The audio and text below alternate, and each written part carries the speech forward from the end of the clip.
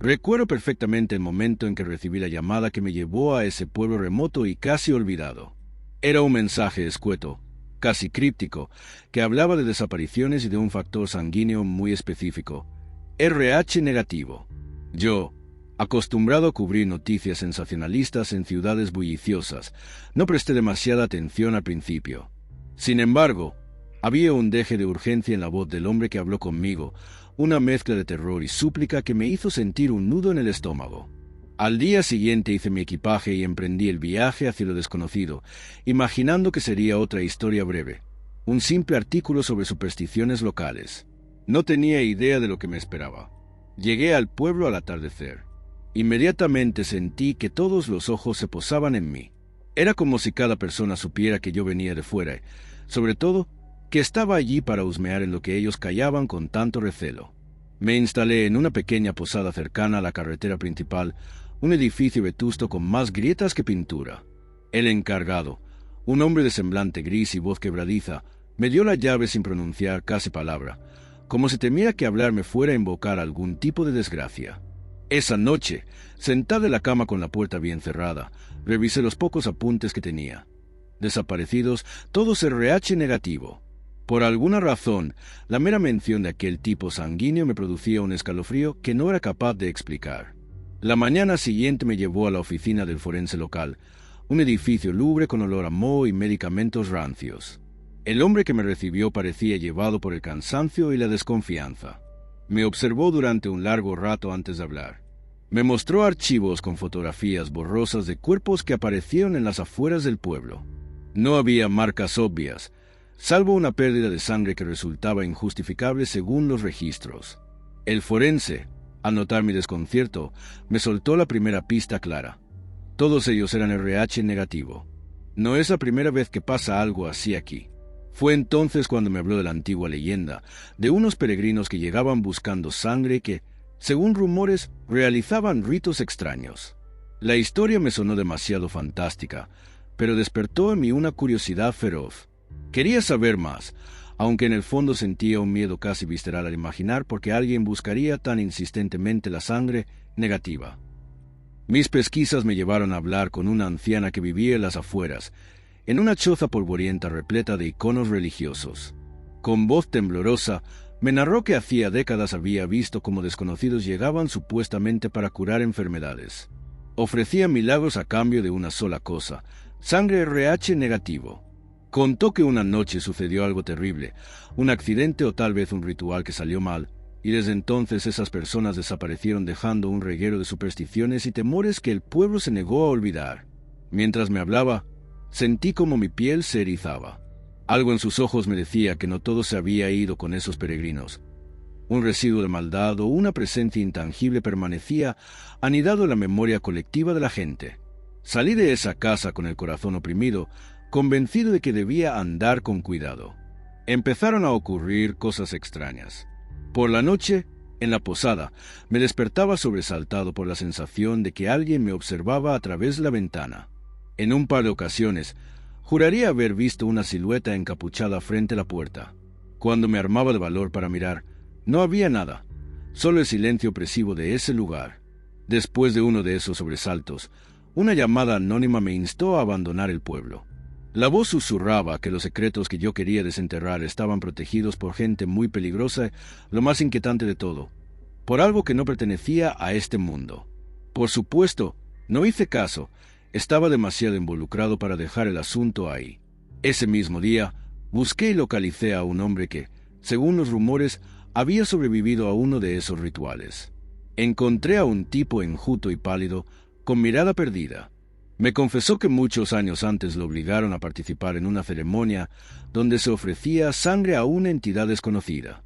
Decía que en el centro de todo estaba el factor RH negativo, como si fuera especial o más puro para esa cosa que adoraban. La tensión en el ambiente se intensificó cuando, por insistencia del forense, me hice un análisis para descartar cualquier enfermedad. Fue entonces cuando descubrí que yo también era RH negativo. Esa revelación me dejó helado. Entendí que mi sangre era un billete de entrada a la lista de posibles víctimas, y que tal vez mi llegada al pueblo no había sido tan casual como creía. El forense, con voz queda, Me confesó que algunos líderes de la comunidad mantenían vivo el rito para proteger al resto. Si entregaban un número determinado de portadores de RH negativo durante el eclipse lunar, la maldición se detenía por un tiempo. Sentí que el corazón me martillaba en el pecho al oír la palabra eclipse. Revisé el calendario. Faltaban apenas 2 días. Aquel descubrimiento me resultó tan siniestro como surrealista, pero ya no había marcha atrás. Esa misma tarde encontré una iglesia abandonada a las afueras del pueblo. Sus muros cubiertos de grafitis siniestros y símbolos que no reconocía emanaban una energía malsana. Me adentré con el corazón en la garganta, y en la penumbra hallé un viejo diario encuadernado en cuero agrietado.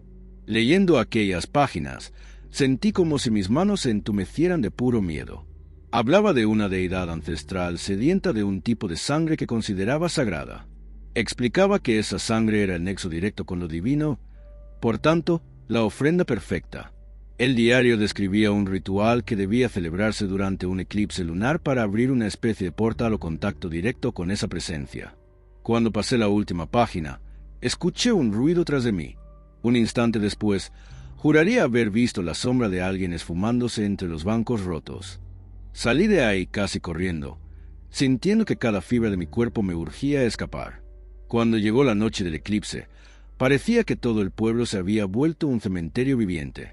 Las calles estaban desiertas, iluminadas apenas por la luz mortecina de la luna. Me costaba respirar. A cada paso esperaba que alguien apareciera para atraparme y llevarme a ese supuesto ritual. De pronto, vi a lo lejos un grupo de personas con túnicas oscuras dirigiéndose a las ruinas de la iglesia. Me escondí tras unos muros derruidos, temblando de pies a cabeza. Mientras me asomaba con cuidado, escuché rezos o cánticos en una lengua que no podía reconocer. El ambiente se cargó de una fuerza indescriptible, y por un momento juré ver en el cielo un tono rojizo, como si la luna misma se tiñera de sangre. Empecé a entender que aquello iba mucho más allá de una superstición. Sentí un vértigo abismal cuando uno de los encapuchados levantó un cáliz y gritó mi nombre, como si me ofreciera a esa cosa. ¿Cómo sabían exactamente cuándo y dónde estaba? De inmediato supe que ya no había manera de ocultarme. No podía huir, tenía que enfrentarme a ellos. Avancé con el diario en mano, decidido a usar cualquier información que hubiera en esas páginas para impedir el sacrificio. Encontré en una de las últimas hojas una descripción de los objetos sagrados que ataban a la deidad con nuestro mundo. Se mencionaba que destruyendo esos símbolos se cortaría la conexión, sellando temporalmente el portal. Fue un acto desesperado, sin plan ni seguridad de nada. Arremetí contra uno de los altares improvisados, tirando al suelo un ídolo tallado en piedra negra. Mientras forcejeaba con quienes estaban allí, lo destrocé contra las rocas. La reacción fue casi inmediata. Un viento gélido barrió el lugar y un gruñido profundo resonó en las ruinas, como si algo gigantesco protestara desde el otro lado.